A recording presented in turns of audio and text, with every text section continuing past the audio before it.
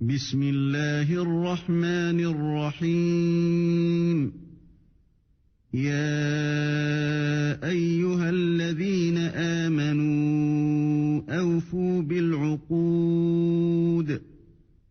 أحلت لكم بهيمة الأنعام إلا ما يتلى عليكم غير الكريم التواب اللطيف الوهاب لا إله إلا هو عليه توكلت وإليه متاب والحمد لله رب العالمين وصلوات الله المؤمنين والتابعين ومن تبعهم بإحسان إلى يوم الدين رسلك وشرعت لنا أفضل شرائع دينك ولك الحمد على ما يسرت من صيام شهر رمضان وقاتل من بين يديه ولا من خلفه تنزيل من حكيم نواصينا بيدك نواصينا بيدك أحزاننا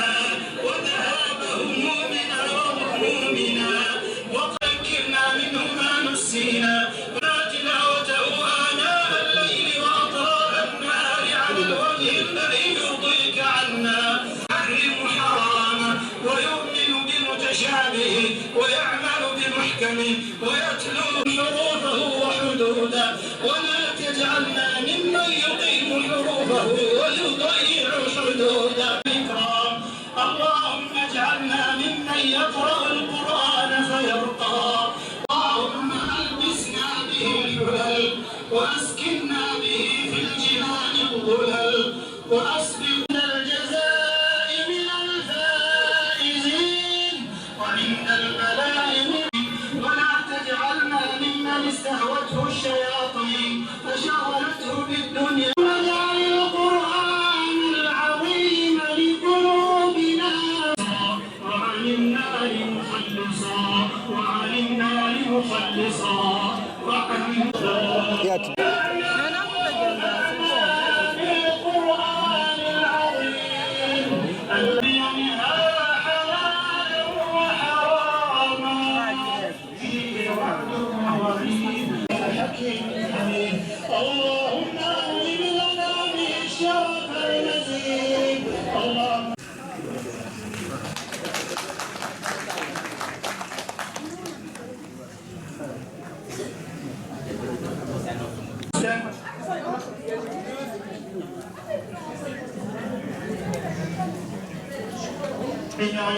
ولأوامره ونواهيه عند ختمه من الفائزين ولثوابه حائزين.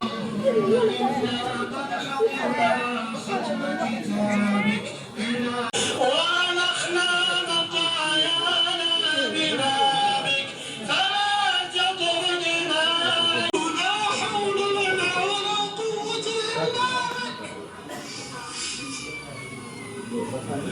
فوق السماوات والأرضين ودرج والحمد لله الذي يا فرجنا يا فرجنا يا فرجنا يا فرج الأسباب وحيل بيننا وبين الأهل والأصحاب. موتى المسلمين الذين شهدوا لك بالوحدانية ولنبيك بالرحمة وأكرم نزلهم ووسع مدخلهم واغسلهم بالماء والثلج والبرد ونقهم هم جميعا من ضيق الطول وطلح منضود وماء مسكوب.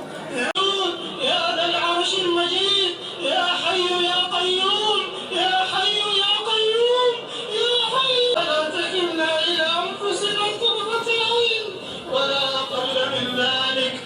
يا رب الرياض الجنة ولا تجعلها حفرا من حفر النار. اللهم إنا نسأل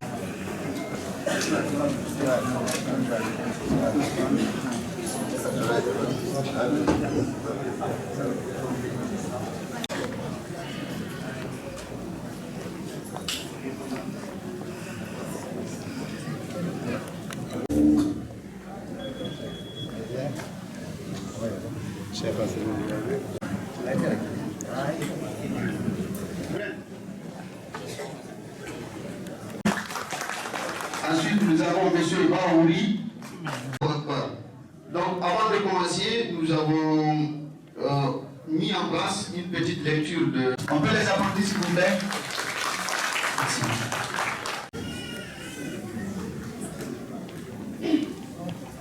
والضحى والليل إذا سجى وما ودعك ربك وما قلى وللآخرة خير لك من الأولى ولسوف يعطيك ربك فترضى ألم يجدك يتيما فآوى ووجدك ضالا فهدى ووجدك عائلا فأغنى فأما اليتيم فلا تقهر وأما السائل فلا تنهر وأما بنعمة ربك فحدث. صدق الله.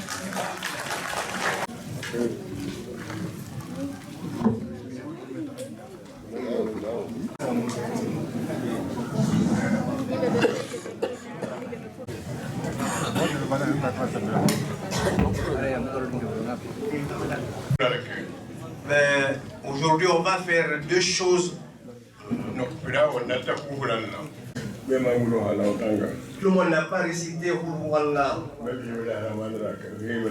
On va faire Bismillahirrahmanirrahim. Chacun doit faire 100 fois, c'est-à-dire une fois le tour du chapelet. Après Salat ala Nabi, c'est ça, la masala fait le salam.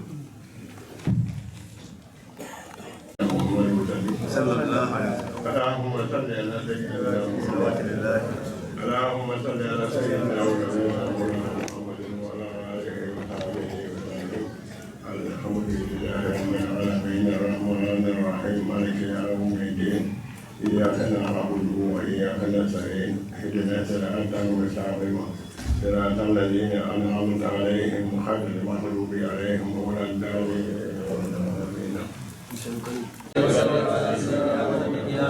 مولانا محمد المصطفى صلى الله عليه وسلم لله رب العالمين. الفاتحة.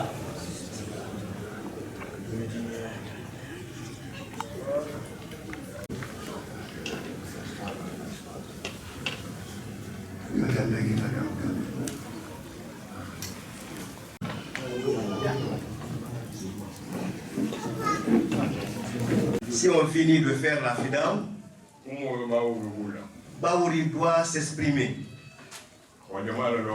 Et ça, c'est pour informer tout le public, Inch'Allah.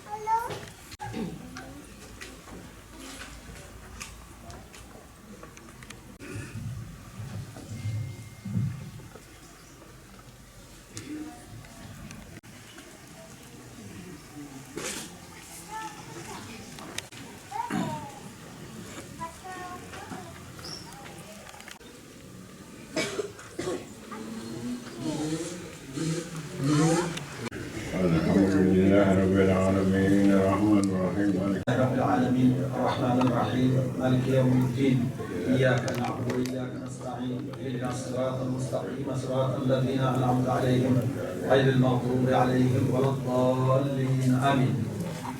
On va faire une rencontre qui est vraiment importante. Même pour l'autre, Une rencontre qui a commencé pour une louange au prophète Salomon et finir avec Salatu. C'est une rencontre qui est très très très importante. C'est pas lui qui a dit, c'est le prophète de Bounibo qui l'a dit. Obihi, Irtam, Adjikro, Aliamiru, Wayumidao. Meilleure rencontre. Ça commence par le nom de notre prophète Salomon et ça finit avec ça aussi. Si tout ce monde est venu, on est venu en tant que solidaires les uns des autres. On s'aime, on aime notre pays. Si tu n'aimes pas ton pays, si on t'appelle pour se rencontrer pour ce pays, tu ne viendras jamais. Mais ce public, tout ce public-là aime son pays. Ça, c'est un grand louange à Dieu. Il y en a qui sont sortis, il y en a qui ne savent pas d'où ils viennent. Et d'autres sont sortis et il ne veut même pas qu'on parle de chez lui. Et Dieu n'a pas fait ça aux Guinéens. On est fiers de ça. C'est une très bonne chose pour nous. Ce public, on est content de ce public. Qui n'a pas de limite. La fleur qu'on a fait pour le défunt, que Dieu puisse l'envoyer dans son paradis, que Dieu puisse l'accepter. Il y a une pour lui, pour que ce soit distancé.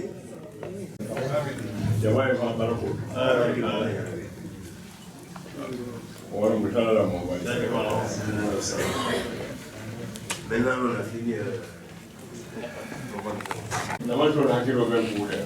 Nos responsables passent à nous.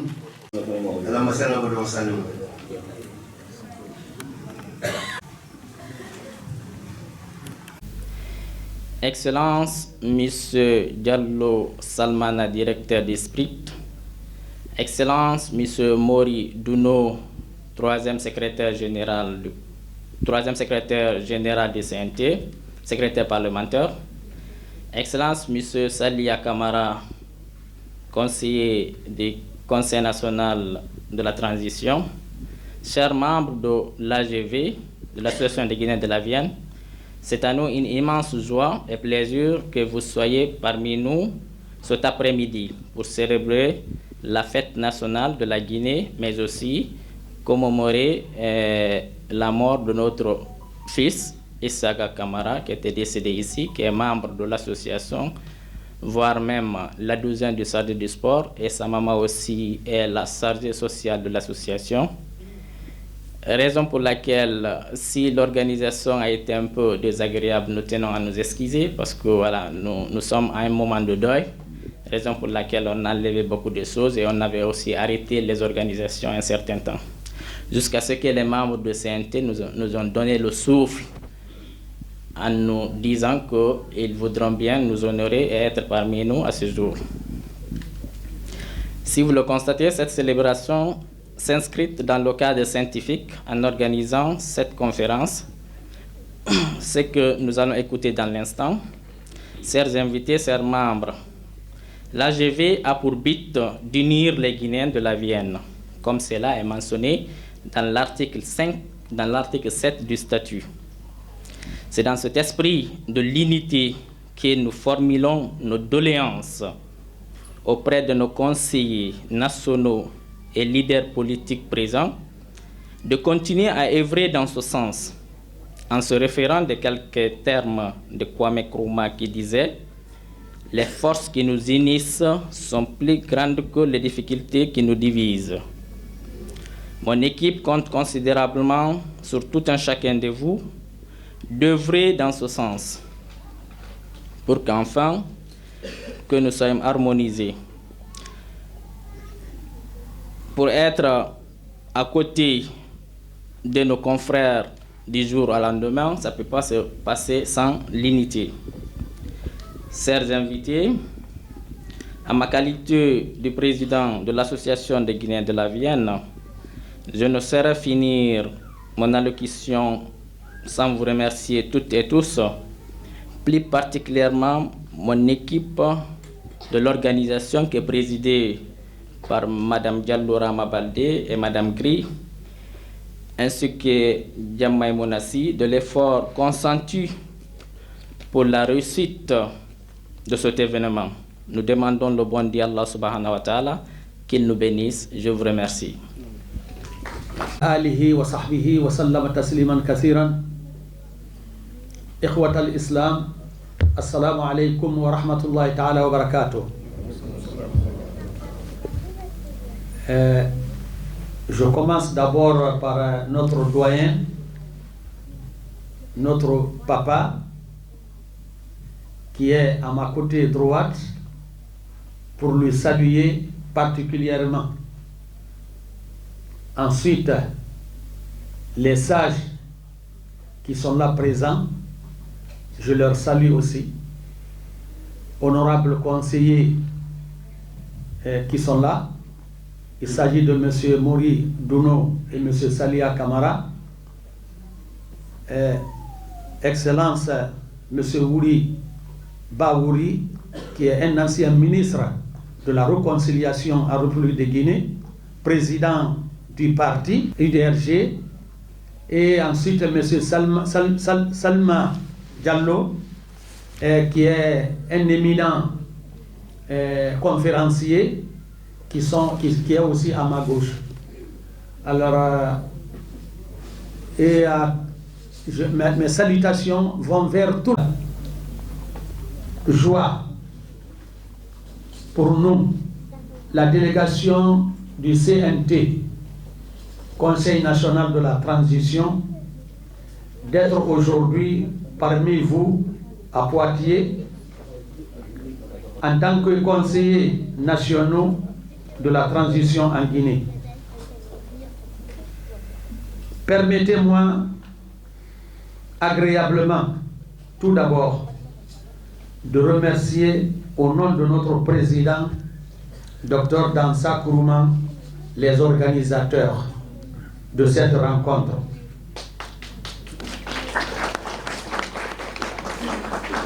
Et ensuite, les remerciements vont à l'ensemble des Guinéens et des Guinéennes ici présents pour leur accueil très chaleureux, leur générosité fraternelle et dont nous avions tous bénéficié en tant qu'invités. Nous vous remercions chaleureusement pour l'accueil qui a été réservé pour la délégation depuis notre arrivée. Ce geste fraternel qui restera gravé à jamais dans nos cœurs ne me surprend guère, car l'hospitalité guinéenne, à l'image de son grand peuple, est réputée légendaire. Elle est même considérée comme étant un art de vivre, subtil et raffiné. Alors, mesdames et messieurs, je veux, moi, mon intervention, dans les conditions normales, ce n'est pas le rôle, ou bien de vous déterminer, de vous expliquer le rôle de la jeunesse dans la société. Nous avons laissé la question des jeunes aux jeunesses. Cela veut dire, le jeune Salma qui est là, il va nous parler du rôle de la jeunesse dans notre société. Mais moi, en tant que président de la commission de la réconciliation et des droits humains, je veux nous parler un peu de la réconciliation. La réconciliation dont les Guinéens en parlent depuis plus de 20 ans. Je peux dire, l'ancien ministre de la réconciliation est là, M. Baouri. Je pense que dans le gouvernement de 2008, avec M. Ahmed Tidiane Souaré, il était là comme ministre de la réconciliation. Depuis ce temps, et même avant, jusqu'à maintenant, la Guinée et les Guinéens ne font que parler de la réconciliation, femmes comme hommes. La réconciliation dont les professeurs, des conférenciers, des prédicateurs, les sages, à tous les niveaux, chez nous, en République de Guinée, et même à l'extérieur de notre pays, ont toujours prôné, ils ont parlé de la réconciliation. Ils ont parlé de l'importance de la réconciliation, de vivre ensemble, de s'aimer entre nous. Les multiples efforts qui ont été fournis par les États, par nos régimes jusqu'à maintenant, la question que je vais poser ici est la question suivante. Est-ce que les conférenciers, les prédicateurs, les imams qui sont en train de prôner la réconciliation à nos populations guinéennes, ils sont sincères au fond d'eux-mêmes de ce qu'ils sont en train de dire? Est-ce qu'ils sont sincères dans leur communication? Ou bien, nous qui recevons,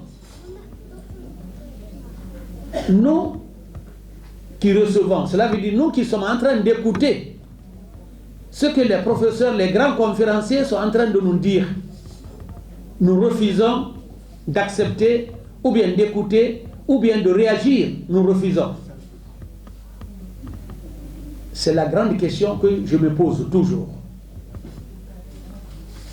Nous ne sommes pas sincères dans notre communication. Ce que nous disons et ce qui est au fond de nous ne correspond pas à ce que nous sommes en train de vous communiquer, ou bien nous communiquons à vous. Vous ne voulez pas comprendre ce que nous sommes en train de dire. C'est la grande question que je pose. D'ici la fin de la conférence, peut-être on trouverait toujours une réponse à la question. Nalisi hakatunye ntolmin bidang nga question min pose mba kuleka khasagama nakanto mumoti kawandi bola siyama imamulu siyama dula beto na conférence luto mbata réconciliation ni ko ni fole dula be ko ngaben kambulo di nyoko manga ngadon kilinti rabo kilinti. Est-ce que ministre Safo, al Safo le nyanige al nyanige be beri ne ba kuma ministre bo al son nume kono. Est-ce que al se min fo abegeri ou bien al ba fo lan tol minje tolun ta kule ga Allah ko bakam lame ole mu ni une question wo jabitam bulla. Généralement la question de réconciliation est très très facile à comprendre. Alors chers Guinéens, moi l'attente et l'harmonie sont une faveur de Dieu. Dans leurs accords s'accrochent. Puisque la révélation est la corde solide menant à Dieu qui s'étend du ciel à la terre.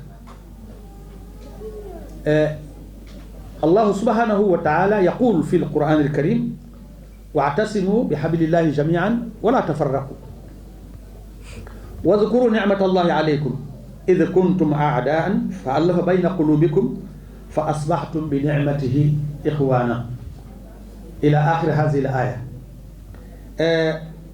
على لكو ala ga mangaya nan abasen ga wo nga wo mela ga so mori wo nga fendi sekerena wo nga bako ala ga lutira na han wo ngadima han wo sa ala ga mangaya lima tem na gamma wo munna mara fatande wo nga fendi be kerena ala ga mangaya na ko wo manaki alqur'ana ko mais nga kerenye na gamma se ma wo mbe la Guinée to konto fili na hanna wumma yiro conciliation fe kui amuna sinun sira bantan tagide haysa la Guinée forestière to moya isali ba meni sinde na ke gundi na forestier bansan na ke ne tagina idoro tagi ali ma fende na ke magala mo re borra e ko bira so borra ba se doro tagi toma doro tagi kon yanka doro tagi na ke na meni birseti hay kelimani ina fa hot Guinée ifende limane meni ne fan doro tagi na ke yo poza e boruma ino kelimani ina fa futa jamana yakui ba muna den na kande na ke basil finaki mbori na anset mabeke akulo mo dossier yoro so amana ku yileri ma galam mu dossier futa banzan ku dossier na mu ira yileri no da ya fala ba mo tan no yisen na manese mo birin sikire na mo rakora mo bolang mo galam mo fe na ma yinara hesiga hoti Guinée na mo linara insiga fore na mo linara in fa bas kota na fe galam mo birin khalefa ga fa do bas kota ne parce que on a kolo on do ki wo ngoyi bas kota na nyama birin roswari si birin abiri fa na ne na birin na ka problème na fa sa ka meni ne fe na ke tagira ba fe wo mbeki wo nyi rosoli ma di est-ce que na ke yi fala fe wo ngala sigise bara fala garandira bay bara fala conférence bara fala na ke ya fala banaki e so do mu fi re we nyire na fala fe kay fala fe wonta na be wonta to ni garamede o muto ni o tan to ni garamede o muti nga so de kanana inu ni bebe makori na ke ibirina langa yi wa ida mema reconciliation wa yira mema akanya mema be nan tui o ta fala fe ki ba de la na fera kuna fa garame mais fe na étape na ke lamma adama di ga so i ga bira fora ala ko aka fala yati tan non se demande sabara reconcilier est-ce que on bira na kere fora est-ce que on timri nema je sais bien que je n'ai que 20 minutes de remercier vivement au cours du décès de l'enfant de M. Daouda. Vous vous êtes donné la main entre vous ici, par l'unité, par la paix. De suite, peut-être à la fin, où on trouvera la réponse de la question que je viens de poser, j'aurai un mot à dire pour 5 minutes. Je vous remercie.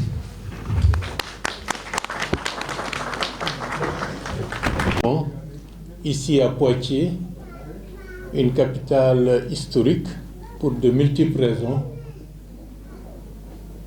Parce que l'année dernière, nous étions de manière virtuelle en relation lors de la commémoration du 63e anniversaire de l'indépendance de notre pays.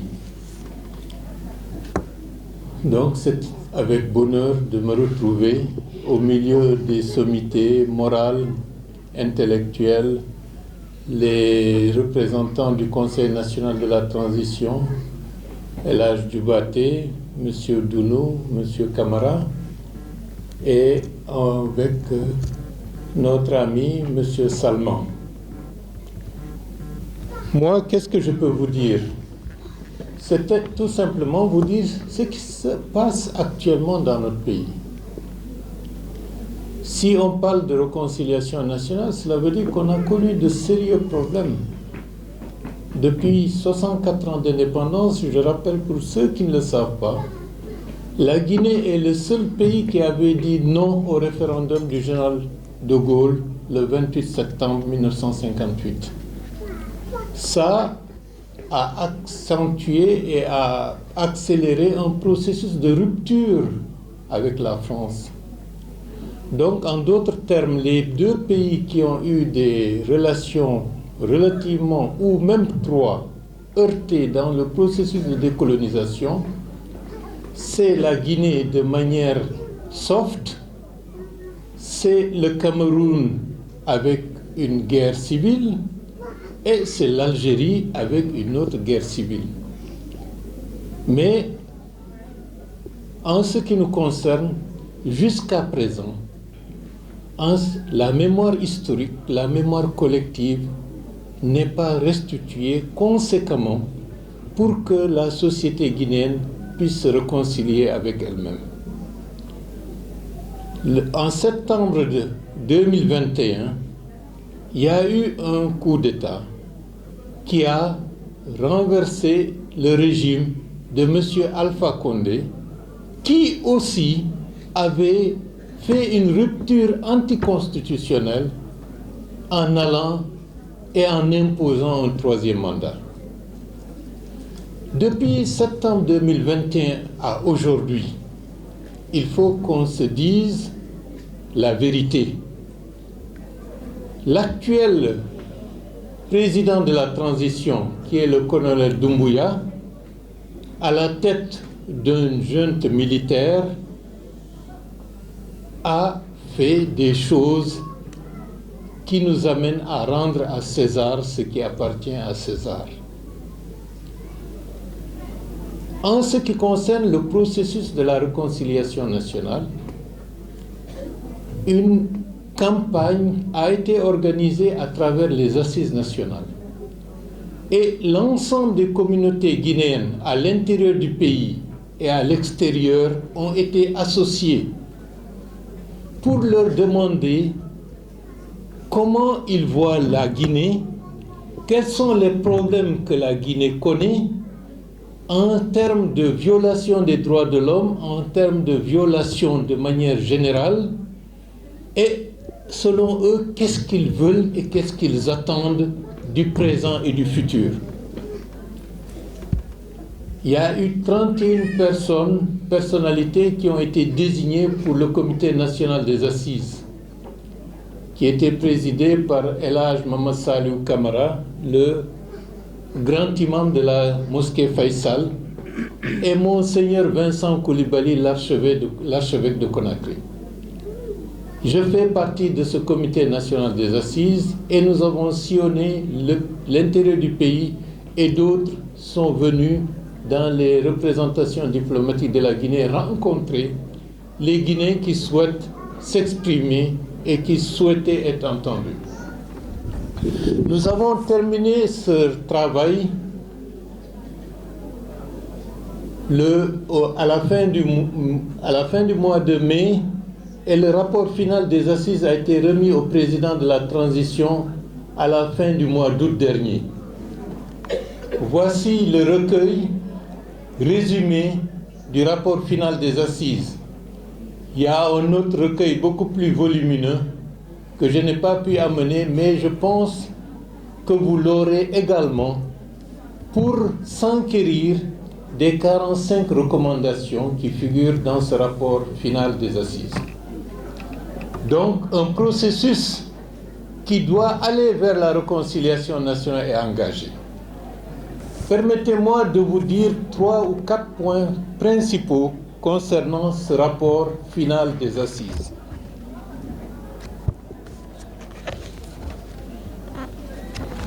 Choses qui sont en train d'être faites. Par rapport au jugement et au procès du 28 septembre 2009, comme vous le savez, ce procès a commencé il y a 4 jours et va continuer ses travaux à partir de mardi prochain.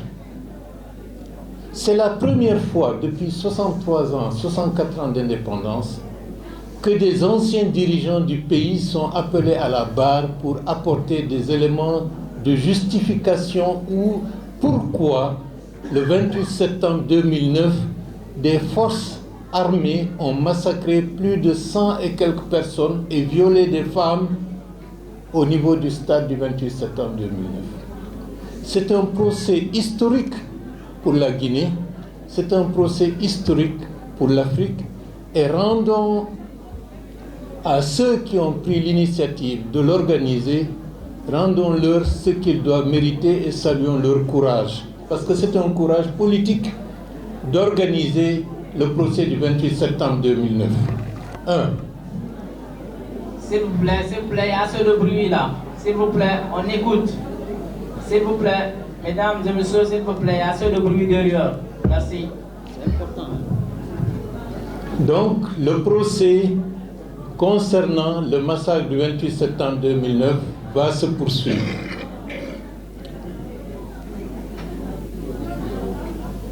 Mardi prochain, je serai à Conakry en tant que président de la commission d'organisation de la manifestation du 28 septembre 2009.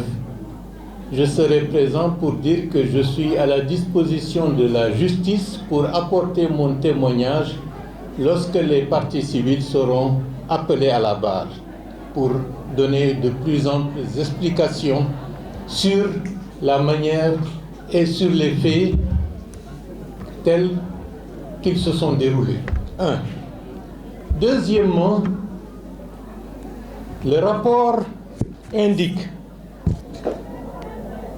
par rapport à tous ceux qui étaient blessés durant ces dernières périodes, qui ont été violentés, qui ont eu des séquelles graves, une prise en charge médicale immédiate des malades et des victimes des droits humains sera engagée. Une commission ad hoc et de suivi et d'exécution des recommandations des assises est déjà mise en place. Parce que le gouvernement a décidé qu'il n'est pas question pour lui de faire un rapport et que le rapport soit remis et qu'on mette ça dans les tiroirs. Une technique a été mise en place auprès du Premier ministre, composée d'éléments des ministères et des éléments d'anciens du Comité national des assises, dont 6 personnes ou 7. Je fais partie de ce comité technique des assises pour faire en sorte de donner des directives au gouvernement afin que celui-ci fasse le nécessaire pour prioriser les différentes recommandations qui sont ici. Comme vous le savez, les 45 recommandations ne veulent pas dire que c'est la transition qui va réaliser tout cela, non.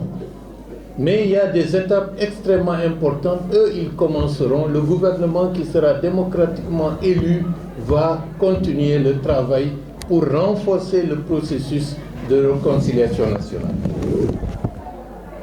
Il a été dit qu'il faut une commission vérité et justice pour passer en revue tous les problèmes et tout le passif historique que la Guinée a connu de l'indépendance à maintenant. Cela ne veut pas dire que le procès du 28 septembre 2009 est le seul élément de violation massive et grave des droits de l'homme. Vous avez les événements du 4-5 juillet 1985. Vous avez tout le passif historique de l'ancien régime. Vous avez 22 janvier 2007. On ne peut pas les citer. Vous avez toutes les tueries qui se sont déroulées en Guinée forestière. Vous avez également tout ce qui s'est passé autour de Conakry avec les violences politiques autour de l'Axe, et sans compter la destruction de Kapororaï, etc., etc., etc.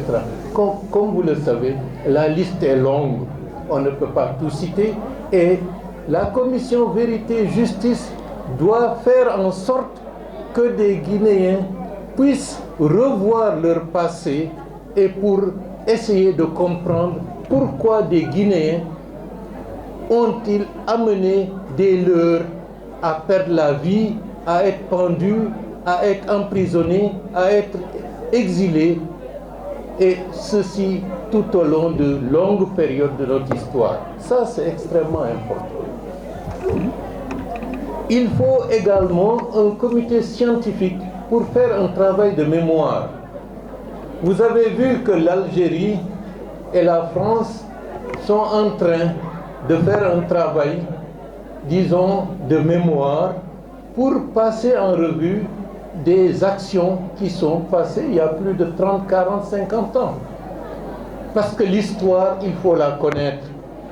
Si tu ne connais pas l'histoire de ton pays, tu risques de répéter les mêmes fautes et que ce soit perpétuellement des répétitions. Et nous avons connu beaucoup de répétitions et d'où la nécessité de faire en sorte que le devoir de mémoire et le devoir d'écrire l'histoire générale de la Guinée puisse se faire en déclassifiant des documents qui existent en Guinée et qui existent également à l'étranger. C'est un travail d'historien, c'est un travail de scientifique qui va être mis en place. Le reste, la question de la réhabilitation. Il y a des gens qui ont été accusés d'être des agents de la 5e colonne.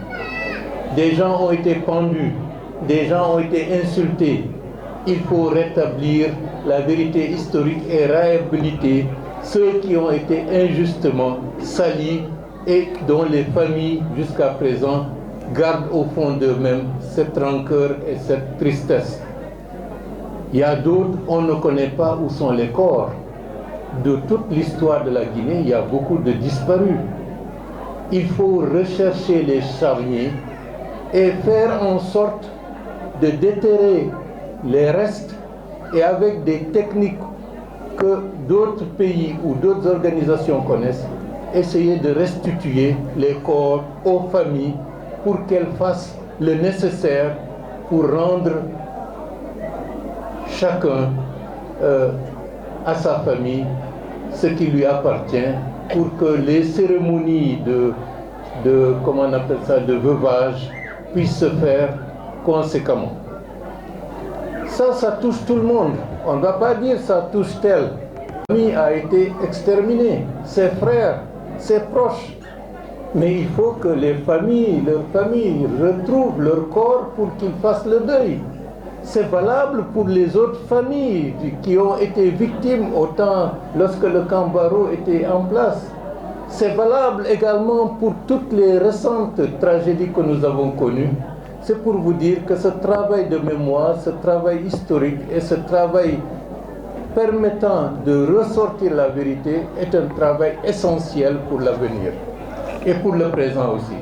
Donc, si le CNRD a engagé ce processus, cela veut dire que dans une certaine mesure, ils veulent que le processus de réconciliation nationale ne soit plus des simples paroles ou des incantations, mais des actions concrètes pour que la vérité triomphe et que la justice se fasse et que le pardon puisse s'instaurer pour réunifier et réconcilier les uns et les autres, parce que si ce travail n'est pas fait, il va de soi que chacun au fond de lui-même regarde l'autre en se disant: est-ce qu'il est coupable? Quelle est sa position par rapport à telle situation antérieure? Voilà les quelques points. Il y a d'autres, mais je ne peux pas tous les citer. C'est pour vous dire que le travail de réconciliation nationale, c'est un travail qui est permanent et qui doit être programmé étape par étape pour qu'on puisse avancer. Ça, c'est pour les assises et ce travail va continuer. Et dans les prochaines semaines, il y aura la vulgarisation de ce travail-là à travers des commissions qui vont sillonner aussi bien l'intérieur de la Guinée que l'extérieur. Pourquoi il faut faire cette vulgarisation? Parce qu'il faut que les Guinéens connaissent leurs droits, que chacun sache où finit sa liberté et où commence la liberté de l'autre, et que les dirigeants sachent qu'ils n'ont pas un droit de vie ou de mort sur leurs citoyens, que le patrimoine national n'est pas au service d'un clan, c'est au service de l'ensemble de la collectivité nationale. Si dans nos mentalités et dans nos têtes on intériorise ça, on n'acceptera pas certains abus qui sont inacceptables. Donc, voilà ce que je pouvais dire par rapport à la réconciliation nationale et notre rôle dans le processus. Je ne sais pas, il me reste combien de minutes? 4 à 5 minutes. C'est vous qui voyagez, hein? Oui, 4 à 5 minutes. Donc, de transition. La feuille de route de la transition est en discussion avec les instances de la CEDEAO et une dynamique de dialogue est en train d'être mise en place. Vous savez, avant-hier, des facilitateurs ont été nommés à travers 3 grandes dames, Madame Aïcha Ba, Madame Joséphine Guilao et Dr Makale Traoré. Donc, ce travail-là va se faire. Mais, un peu partout, les Guinéens sont inquiets. Pourquoi? Est-ce qu'ils ont une bonne information de ce qui se passe dans leur pays? Est-ce qu'il n'y a pas une manipulation politique qui les amène toujours à douter qu'en Guinée, de bonnes choses sont possibles? Ça, c'est nous qui devons, entre nous, retrouver ça. De bonnes choses sont possibles dans notre pays. Mais la classe politique, puisqu'on son rôle dans la transition est évoqué, la classe politique guinéenne a des problèmes. Si moi je considère que tout ce qui m'intéresse, ce n'est que ça mon intérêt, et que l'intérêt national est secondaire par rapport à mon intérêt personnel, il va de soi qu'on ne va pas s'en sortir. Et malheureusement, un pays qui est doté par la nature et par Dieu, nous sommes en retard parce que la mentalité qui domine dans notre pays, chacun dit « moi d'abord, moi, et le reste je m'en fous ». Comme ça, le pays ne sera jamais construit et notre communauté nationale ne fait que se vider de ses forces vives. Et ça, il faut que ça cesse. Il y a des gens aujourd'hui, parce qu'ils sont épinglés par la commission de répression des infractions financières et économiques, ils disent tout ce que ce gouvernement va faire est mauvais. Il faut les chasser. Est-ce que c'est leur vision de l'intérêt national qu'ils ont mis en avant ou bien leur vision personnelle pour échapper à la justice? Et c'est malheureusement le cas qui se présente qui font que vous entendez des tas de choses. Mais il faut garder espoir que tant que la justice et la vérité ne seront pas ceux qui triompheront, on aura toujours des problèmes. Et si on veut sortir des problèmes, il faut que la justice et la vérité l'emportent sur toutes les autres considérations. Voilà ce que je peux vous dire. Et moi, personnellement, j'ai grand espoir que cela sera possible parce que ce qui se fait aujourd'hui ne s'est jamais fait et ceux qui ont décidé de le faire ont eu le courage. Merci en tout cas pour ça encore une fois. Et puis vous êtes surtout, j'allais dire peut-être plus spécialement, vice-président. Je vous demande de l'accueillir également chaleureusement. Nous écoutons sur votre intervention. On m'a demandé d'intervenir sur une vingtaine de minutes sur le rôle de la jeunesse dans la société en général. Et nous avons une société qui, aujourd'hui, si je porte ce projecteur vers l'Afrique, vers la Guinée, qui est caractérisé par une population particulièrement jeune. Si nous prenons les statistiques aujourd'hui de la Banque mondiale ou les statistiques de la Banque africaine de développement, 60% de la population africaine a moins de 24 ans. Et ça, c'est quelque chose d'extrêmement important. Et en même temps, ces 60%, il faut leur projeter à l'horizon 2050. En 2050, d'après les statistiques et les projections de statistiques actuellement, 35% des jeunes du monde seront africains. Ils seront sur le continent africain. Cela nous interpelle doublement. Cela veut dire que la force substantielle, la vraie force de production, de réflexion, elle sera en Afrique. Mais aussi la force de consommation, elle sera en Afrique.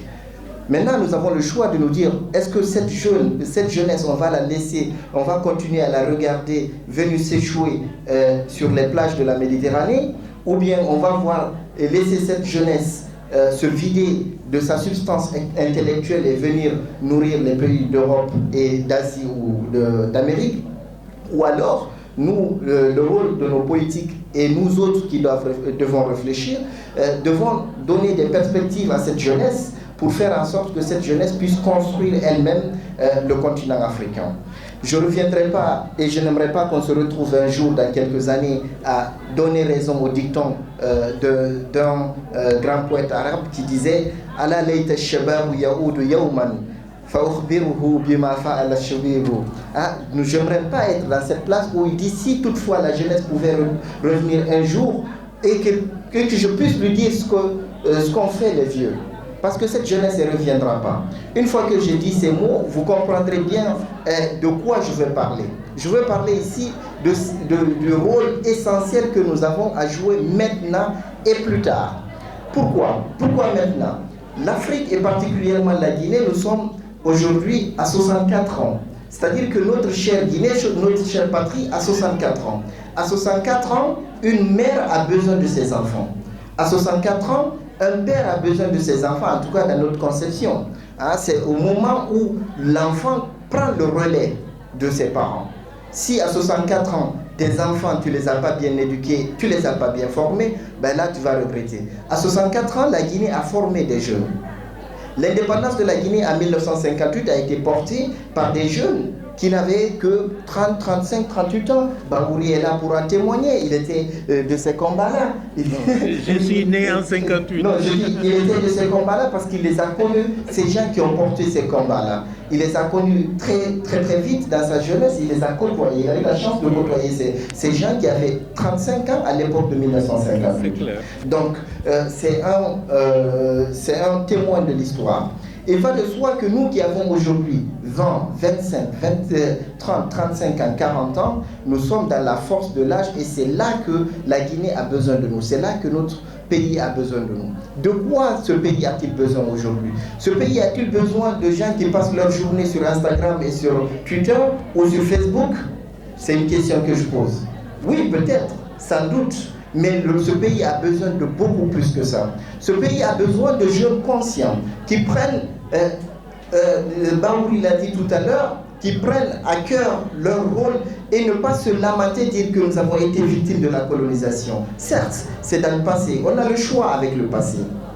C'est soit on a fait une donnée qui nous permet de grandir, ou bien on continue à vivre dans le passé, à dire « Ah ben si on n'est pas développé, c'est parce qu'il y a eu la colonisation ».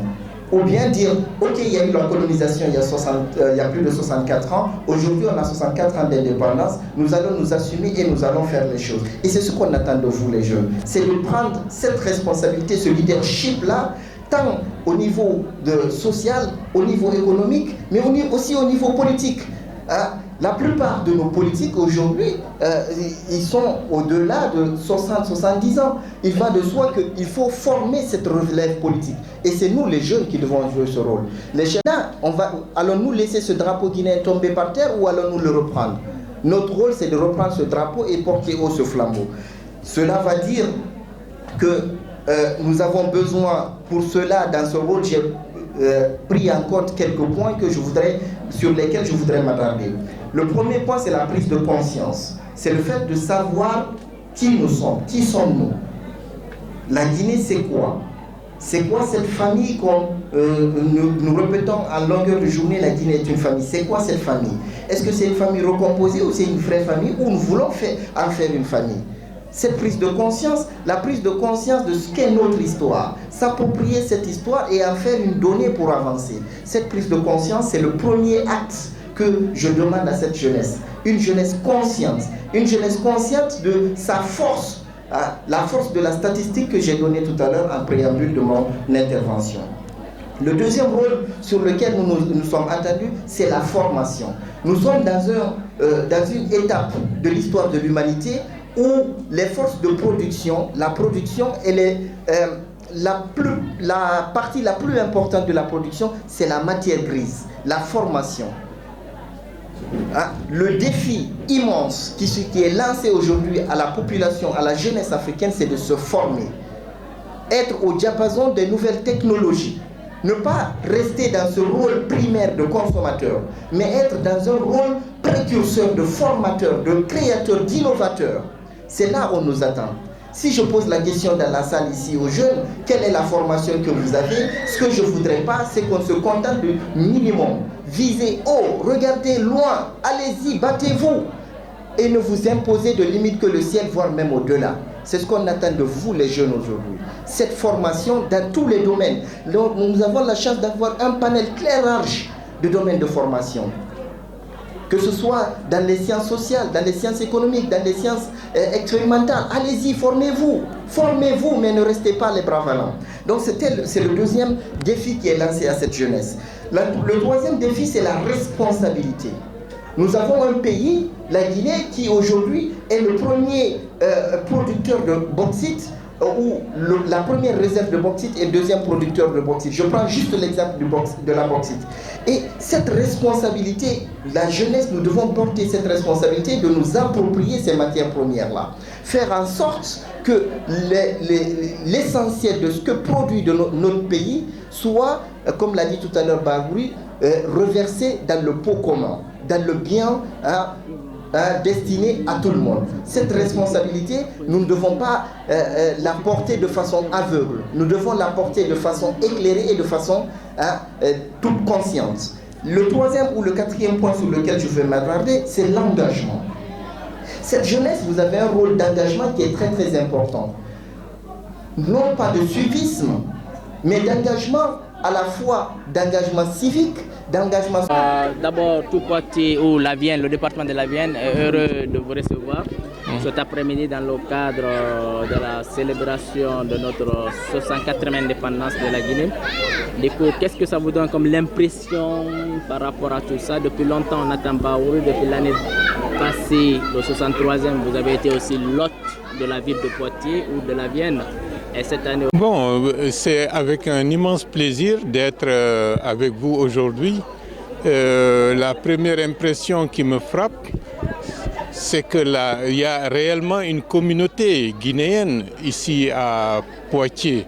Parce que votre association des ressortissants et amis de la Guinée dans la Vienne a réussi à travers ça à mobiliser des différentes tranches d'âge, et y compris des amis de la Guinée. Donc je pense que c'est quelque chose de très important de savoir qu'il y a réellement une communauté guinéenne soudée, unie au niveau de Poitiers. Et ça, c'est votre mérite et félicitations. La deuxième chose par rapport à, disons, la commémoration du 64e anniversaire de l'indépendance de notre pays, à Vienne ici, je pense que nous avons, de ce point de vue, dans cette commémoration, eu deux faits majeurs. La première, la présentation des condoléances à un des vôtres qui a été accidentellement atteint il y a un certain temps, Seydouba Camara, que son âme repose en paix. Et donc c'était une occasion de lui rendre hommage.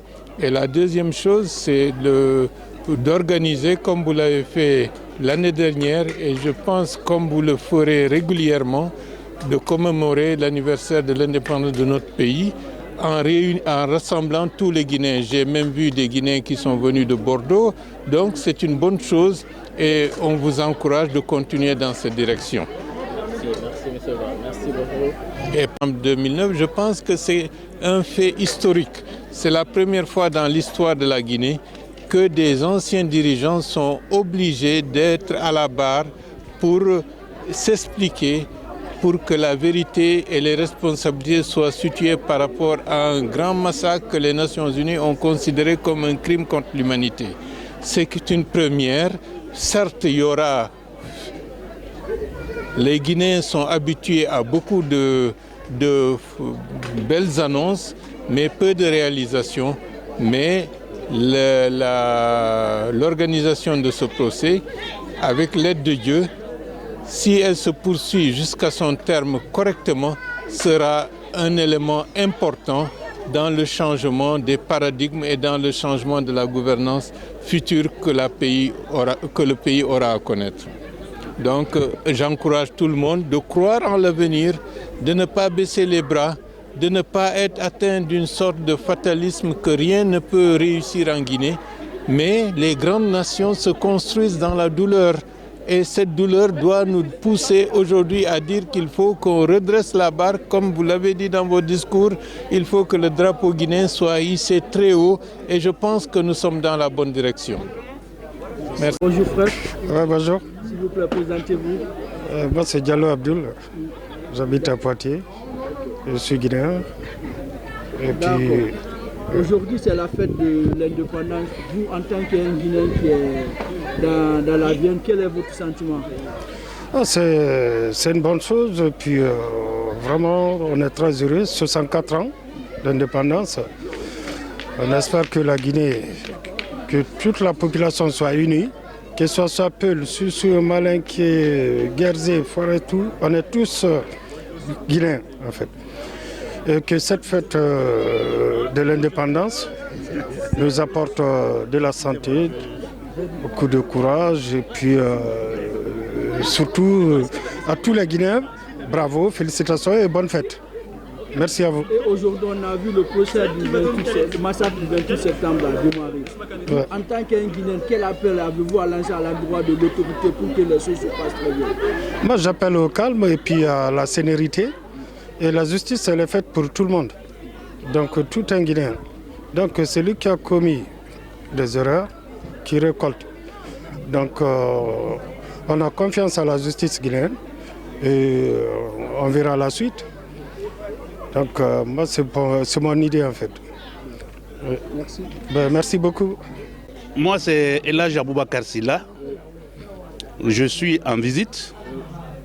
Je suis venu ici assister à cette fête, profiter de l'opportunité également. J'ai un ami qui a perdu son fils, faire filao pour celui-là. Mais en ce qui concerne l'indépendance de la Guinée, c'est une affaire pour tous. Ça intéresse tout le monde, comme je le dis, et chacun doit s'y mettre. La fête de la Guinée, surtout de l'indépendance, franchement, personne ne doit s'éloigner. Il faut fêter. Parce que c'est à cette opportunité que la Guinée a été libre. La Guinée s'est reconnue réellement la Guinée. La Guinée a su, le peuple a su qu'il est propriétaire, qu'il doit s'approprier de toute la Guinée et de s'y mettre dans la mise en œuvre de tout ce qui nous concerne dans le cadre du développement du pays. Aujourd'hui, on a vu que la Guinée a commencé le procès du 28 septembre. Vous, en tant qu'un Guinéen, quel appel avez-vous à lancer à l'endroit de l'autorité? L'autorité, c'est de rester légal. Suivre les choses comme ils se doivent. Que la justice soit libre, indépendante. Que la justice rende la justice objectivement, légalement. C'est l'appel que je peux lancer aux autorités. Merci. Je vous en prie. Vous avez un mot à ajouter? Merci à tous Guinéens qu'on s'y mette dans le cadre du développement de notre pays. La Guinée nous appartient tous. La Guinée a 64 ans, fête indépendance. La Guinée a 64 ans. mbara nyalarin kifanyi alhamdulillah rabbil alamin ala ka wonye gbata fanso to heri marigi abaro na fan womma ba wonna wonye tenanna wombalogi afanyira febiri wona la magana ma womma nyamabe ala ka wonna wombela ka so wombore yira ala ka wongonye yela wombe nanan tungara wongo wombela ka so wonyire wombore yila gina kana na wombirina awo bela ka so bore wala mane ina ga ko ni gabato malangi nanan ku igbo mba na kan yo fa wombe la gine ala kana raba wombe ala ka bonya safi wombiri mana mari gine ka yo fa wombe ala kana raba na kan mu fa ala ka hala fa hala ka siga ala kana raba wombe nye awa nanan to nye mbala to massacre na ran na ba depuis 2009 CNDD Warati ina ka fa gbeti au magistrat du 28 septembre o mbala to na jugement mbala fo la Guinée aha ita norma mise conseil fide mire manere mire ma qui fait alko qui rasa qui mais non ma monsieur falade na fe ku yawa no mana falade na fe ku e ko lon hale di me di fili nangere fo kiti se tagi ala ko ina gbele ngere da sonon kana me na kan na bari na ka na tan allam ma yikiti rasa depuis des années et des années ala mara ba ala ina na gidiri kiti se re ya ma khidi e kanon di fala ina ka miriyo na re fre irakiti sa iranon di fala non di raso non di kanye ira ba di me na re faga na kene fini ma sesa tina no ma kolo di me ngure faga ende radie violé tout ça là non di wongana fin ala non di fi woma ala non di fi non di kanyema ara fanga ne mo ma kifanyi tanna di jugement tang ara fanga ne mo ma ara fanga ne mi ma kifanyi ala ko biringa ayeta soto aka kolon nagara bori mulu makiti munana bori mulu masari muna wolu bori mana keto alo yake alo ninge na musone ya nakanu ba nanan fisa wonga juger donc nanara nya non manana soto dina fankui. Je m'appelle M. Gabi Mohamed Sankoumba. D'accord. Aujourd'hui, la Guinée fête ses 64 ans d'anniversaire d'indépendance. Vous, en tant que Guinéen, quel est votre sentiment? C'est un sentiment de fierté nationale. Et j'appelle le peuple de Guinée. Je profite en même temps de votre micro pour souhaiter une très bonne fête au peuple guinéen. Aujourd'hui, on a vu la Guinée a démarré le procès du 28 septembre. Vous, en tant qu'un Guinéen, quel est votre sentiment par rapport à ce jugement?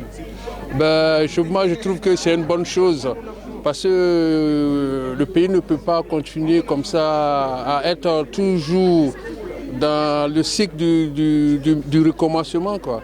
Donc, à chaque fois que le mal est fait, il faut le corriger pour pouvoir avancer. Donc je trouve que c'est une bonne chose. J'encourage les autorités à mener ce combat. Merci, M. Gabi. Merci à vous également. Mon sentiment sont immenses. Le fait que 64 ans, ce n'est pas 65 jours, ce n'est pas 65 mois. Ça veut dire que les Guinéens doivent se donner la main, se réconcilier entre eux-mêmes, entre eux et entre la personne et devant Dieu d'abord. Tu te dis qu'est-ce que je dois faire, qu'est-ce que je ne dois pas faire. C'est ça la réconciliation d'abord, entre les voisins, entre les amis, entre les chefs. Et c'est là-bas le départ. Qu'est-ce que je dois faire, qu'est-ce que je ne dois pas faire. Voilà. Avant de faire autre chose, c'est la grosse question que tu dois te poser d'abord. Voilà, ton savoir-faire. Voilà. Donc vous, dans les 64 ans d'indépendance, est-ce que réellement les gouvernants guinéens, ils ont fait un acquis vraiment que vous appréciez beaucoup? J'apprécie beaucoup l'acquis que le gouvernement est en train de faire.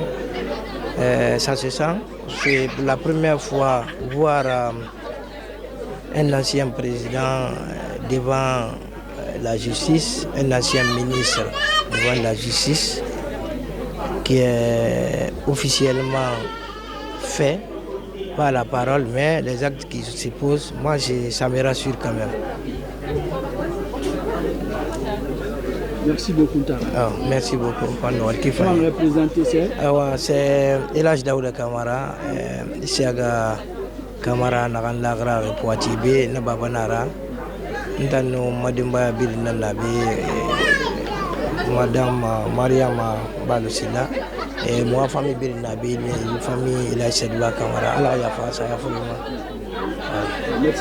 Bonjour. S'il vous plaît, présentez-vous. Je m'appelle Henriette Camara. J'habite en Suisse et je suis guinéenne d'origine. Et voilà. Aujourd'hui, la Guinée fête ses 64 ans d'indépendance. Quel est votre sentiment par rapport à ça? Je suis très mitigée. D'un côté, ok, 64 ans, je suis contente, mais pour fêter quoi en fait? Est-ce qu'on est vraiment, est-ce que la Guinée est vraiment un pays libre? Je ne sais pas. Je me pose la question parce que pour moi, il y a trop de choses encore à faire. Donc, pour moi, parler de la liberté, c'est un grand mot. On a vu que la Guinée a commencé à faire le procès du 28 septembre. Vous, en tant que Guinéenne, quel appel avez-vous à lancer à l'endroit des autorités aujourd'hui qui fait le jugement pour l'affaire du 28 septembre? Franchement, je ne suis pas le... je ne sais rien du tout de la politique guinéenne. Donc, à ce sujet-là, je ne peux rien vous dire parce que je ne sais pas, je ne suis pas. Et voilà. Merci. Bon, d'abord, nous remercions le bon Dieu. Nous sommes là aujourd'hui à Poitiers sur l'invitation de cette association qui a invité le président du CNT venir fêter le 2 octobre avec eux ici à Poitiers. Le président nous a fait honneur. Moi avec les deux conseillers qui sont là, il s'agit de M. Salia Kamara et M. Mouri Douno, tous les deux conseillers nationaux au CNT, de venir lui représenter ici. Moi d'abord en ma qualité de président de la commission de réconciliation et des droits humains.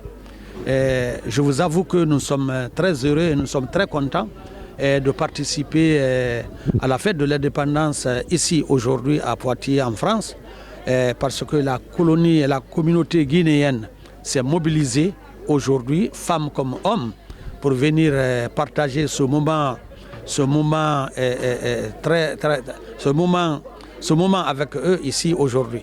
Alors nous remercions le bon Dieu et nous sommes très contents de venir participer à ça, et nous avons parlé effectivement de beaucoup de choses ici qui concernent non seulement le CNT, qui concernent les droits humains, et effectivement qui concernent aussi la réconciliation entre les Guinéens. Nous avons parlé de tout cela ici à l'occasion du 2 octobre. Merci beaucoup. Vous parlez, l'affaire du 28 septembre.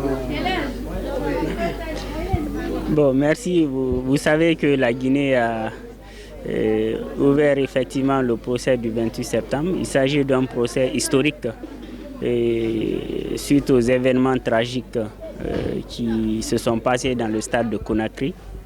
Alors, depuis 13 ans, ces crimes sont restés impunis.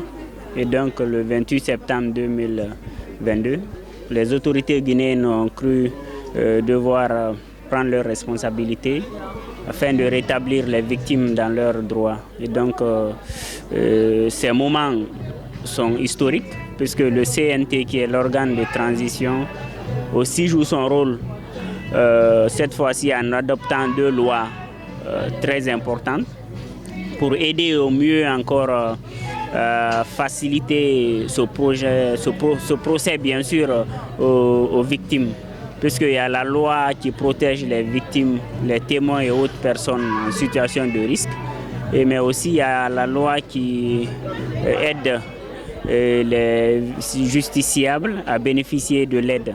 Et donc le CNT entend jouer aussi son rôle dans ce processus à travers le monitoring du dit procès. Merci. Bonjour. Alors, c'est Souleymane Salma Diallo, vice-président de l'ARSGF à Paris. Aujourd'hui, la Guinée fête ses 64 ans d'indépendance. Quel est votre sentiment? Alors, avant tout, c'est un sentiment d'appel à la responsabilité. 64 ans, c'est beaucoup. La Guinée commence à devenir une vieille dame. À 64 ans, cette vieille dame doit pouvoir compter désormais sur ses fils et filles. Et nous sommes à un moment charnière de notre histoire. C'est un moment où nous devons nous reprendre la main. C'est un moment où nous devons réorienter ce que nous voulons faire de notre avenir commun. Cet avenir commun, cette chose commune que nous avons, la Guinée. Donc il faut que chacun mette en œuvre ses forces, ses capacités intellectuelles, ses capacités physiques et ses aptitudes sociales pour conjuguer ses efforts, les orienter vers le décollage, le réel décollage social, économique de cette mère patrie qu'est la Guinée. Aujourd'hui, le procès du 28 septembre, quel est votre sentiment? On ne peut que se féliciter de l'ouverture de ce procès.